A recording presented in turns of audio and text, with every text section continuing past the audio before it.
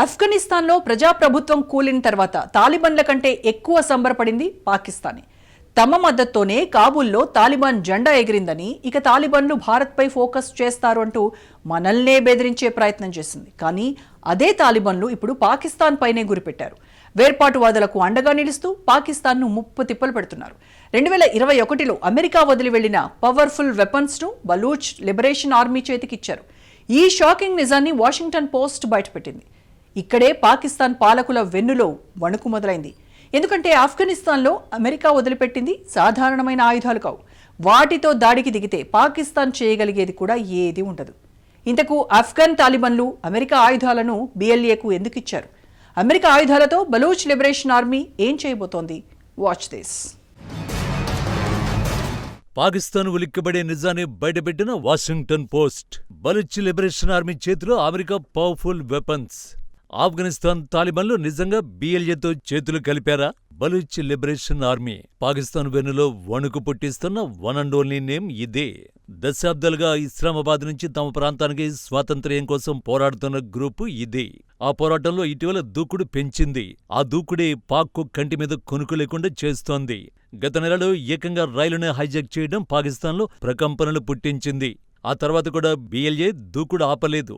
పాకిస్తాన్ సైన్యమే లక్ష్యంగా దాడులు చేస్తూ వందల మంది సైనికుల్ని అంతం చేస్తోంది.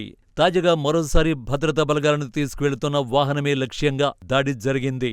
ఈ ఘటనలో ఇప్పటివరకు 3 భద్రతాధికారులు మరణించగా మరో 18 మంది గాయపడినట్టు తెలుస్తోంది. ఈ ఘటనలో వాయవ్య పాకిస్తాన్లో 2 పోలియో వర్కర్లను కిడ్నాప్ చేశారు. బలూచిస్తాన్ ప్రావిన్స్లోని మస్టంగ్ ప్రాంతంలో భద్రతా సిబ్బంది వాహనంపై తొలిసారి దాడి జరిగిందని ప్రభుత్వ ప్రతినిధి షహీద్ వెల్లడించారు. దీనిలో ది బలూచిస్తాన్ కానిస్టేబుల్ బృందం ఉన్నట్లు పేర్కొన్నారు. ఈ బృందం ఖలాత్ నుంచి తిరిగొస్తుండగా వేర్పాటువాదులు గురిపెట్టినట్టు వెల్లడించారు. ఈ దాడికి ఐఈడీని వాడినట్లు అనుమానిస్తున్నారు. దాడి జరిగిన సమయంలో వాహనంలో 40 మంది పోలీసులున్నారు. తీవ్రంగా గాయపడిన వారిని క్వెట్టాకు తరలించగా స్వల్ప గాయాలతో బయటపడిన వారిని స్థానిక ఆసుపత్రిలో చేర్చారు. ఈ దాడిని పాకిస్తాన్ అధ్యక్షుడు జర్దారీ, ప్రధాని షహబాజ్ షరీఫ్ ఖండించారు. ఉగ్రవాదులపై యుద్ధం ఆగదని ఈ సందర్భంగా షరీఫ్ వెల్లడించారు. గత నెలలోనే బలూచిస్తాన్లో భద్రతా దళాల్ని తరలిస్తున్న జాఫర్ ఎక్స్ప్రెస్ రైలునే వేర్పాటువాదులు హైజాక్ చేశారు. బలూచిస్తాన్లోని పర్వత ప్రాంతం క్వెట్టా నుంచి ఖైబర్ పఖ్తుంఖ్వాలోని పెషావర్కు రైలు వెళ్తుండగా వేర్పాటువాదులు దాడి చేశారు. ఈ రైలు మార్గంలో 17 సొరంగాలుండగా 8వ సొరంగం వద్ద వేర్పాటువాదులు ట్రాక్ను పేల్చి జాఫర్ ఎక్స్ప్రెస్ ను తమ నియంత్రణలోకి తీసుకున్నారు.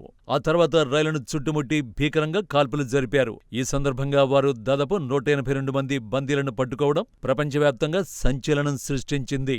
కొన్ని గంటల పాటు పాక్ దళాలు శ్రమించి చివరికి రైలును స్వాధీనం చేసుకున్నారు. ఈ ఘటనలో పెద్ద ఎత్తున పాకిస్తాన్ సైనికులు ఊచకోతకు గురయ్యారు. కానీ వేర్పాటువాదులు ఇంత పెద్ద దాడి ఎలా చేశారు? ఈ ప్రశ్నకి American media the Washington Post సమాధానమిచ్చింది. ఆ సమాధానమే పాకిస్తాన్ వెన్నులో వణుకు పుట్టిస్తోందిప్పుడు. బలూచ్ లిబరేషన్ ఆర్మీ దగ్గర అమెరికన్ పవర్ఫుల్ వెపన్స్ ఉన్నాయి. ఆ ఆయుధాలతోనే గత నెలలో జాఫర్ ఎక్స్ప్రెస్ ని హైజాక్ చేశారు. అంతేకాదు పాకిస్తాన్ సైన్యంపై పదే చేస్తున్న దాడులకు అగ్రరాజ్యం ఆయుధాలనే వాడుతున్నారు బిఎల్ఏ ఫైటర్లు. ది వాషింగ్టన్ పోస్ట్ నివేదికలు తెలిపిన షాకింగ్ నిజం ఇదే. ఇస్లామాబాద్ వెన్నులో వణుకు పుట్టిస్తున్న నిజం కూడా ఇప్పుడు ఇదే. కానీ ఆఫ్ఘనిస్తాన్లోని తాలిబాన్ల చేతుల్లో ఉండాల్సిన అమెరికా ఆయుధాలు బలూచ్ లిబరేషన్ ఆర్మీ చేతికి ఎలా వచ్చాయి?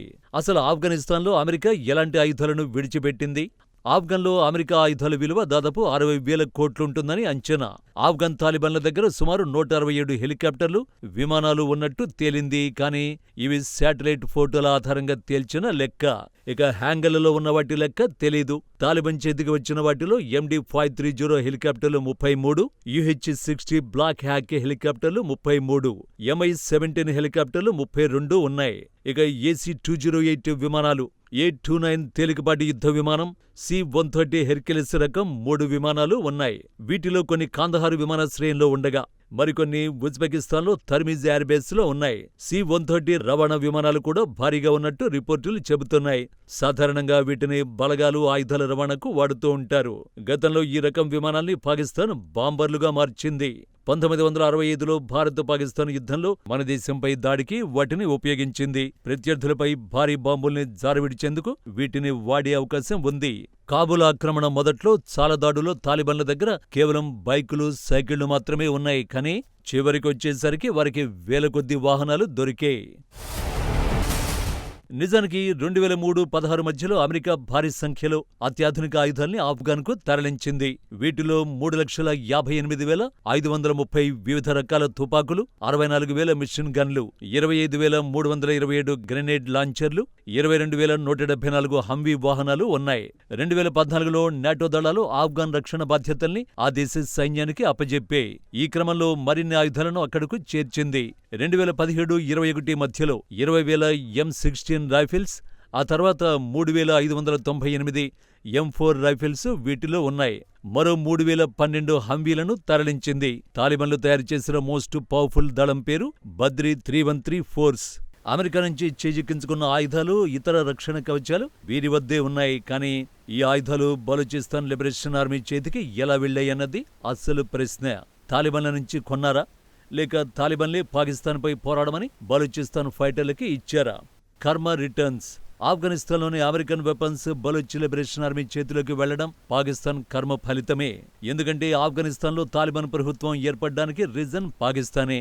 ఆఫ్ఘన్లో తిష్టవేసిన సోవియట్లను తరిమేందుకు తాలిబాన్లను తయారు చేశాం. వాళ్లే అమెరికాను, నాటోను కూడా ఓడించారంటూ పాక్ నాయకులు అప్పట్లో మీసాలు మెలేశారు. ఇక తాలిబాన్ మూకలు భారత్పై దృష్టి పెడతాయని బెదిరింపులకు దిగారు. ఆఫ్ఘనిస్తాన్లో అధికారం దక్కించుకునే వరకు అక్కడి తాలిబాన్లు పాక్ కనుసన్నల్లోనే ఉండేవారు.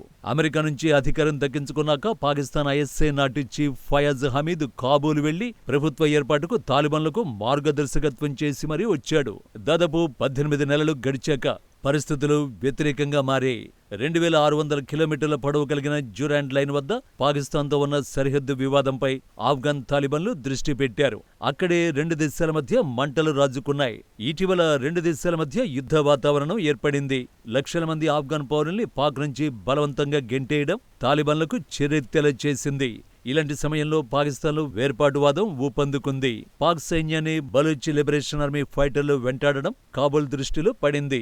సింపుల్ గా చెప్పాలంటే అటు తాలిబాన్లకు, ఇటు బిఎల్ఎఫ్ ఫైటర్లకు పాకిస్తాన్ ఉమ్మడి శత్రువుగా మారింది. ఈ క్రమంలోనే తాలిబాన్లు అమెరికా ఆయుధాలను బలూచిస్తాన్ ఆర్మీకి ఇచ్చినట్టు అనుమానాలున్నాయని నివేదికలు చెబుతున్నాయి. అదే నిజమైతే పాకిస్తాన్కు అసలు కష్టాలన్నీ ఇప్పుడే స్టార్ట్ అయినట్టు. అందుకే అనేది కర్మ రిటర్న్స్ అని.